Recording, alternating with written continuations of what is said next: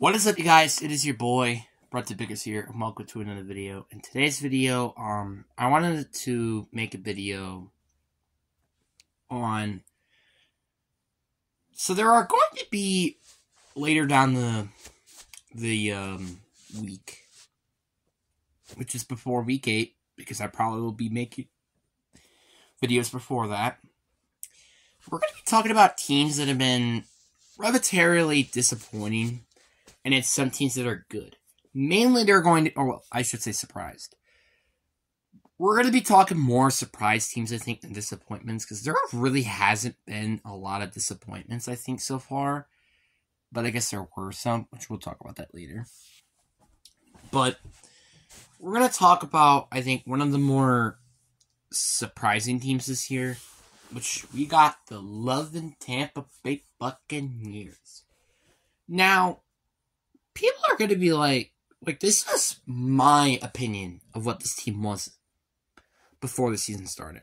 I thought this team could have been a chance to win the division if the division was bad, which it kind of has been so far.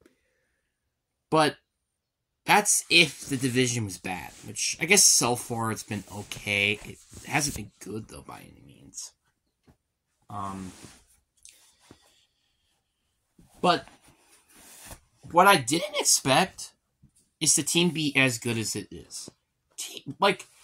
Yeah, the record isn't, amazing, and especially the teams they've gone against. I think they've won against, the likes of, the Saints, the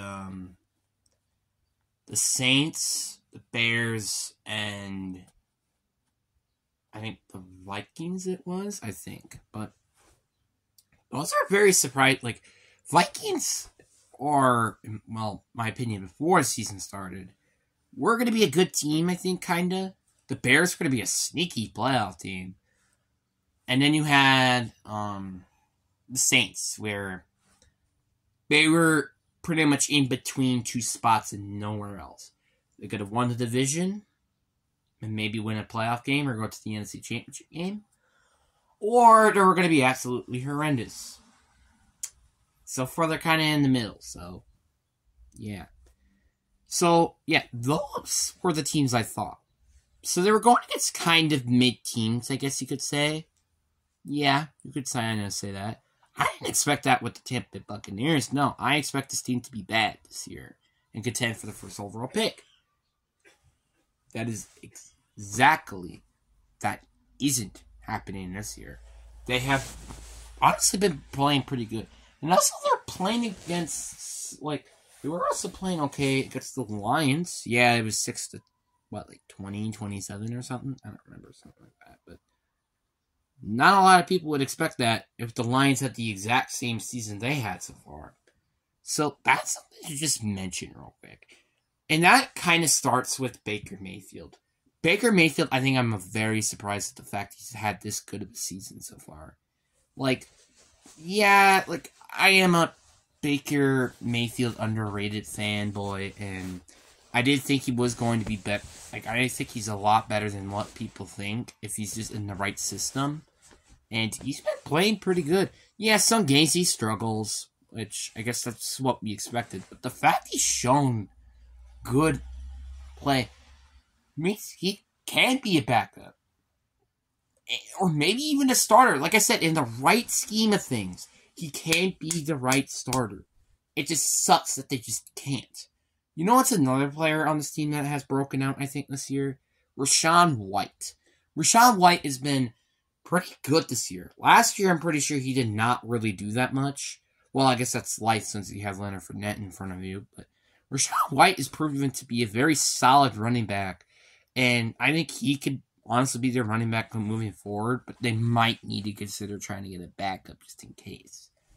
And then you got your receiving corps, which are from Mike Evans, which we already knew, and Chris Godwin. Both of these players, I don't think a lot of us were expecting to be. Well, I guess maybe I guess Chris Godwin could have been good, but Mike Evans, not a lot of us were expecting to be good this year.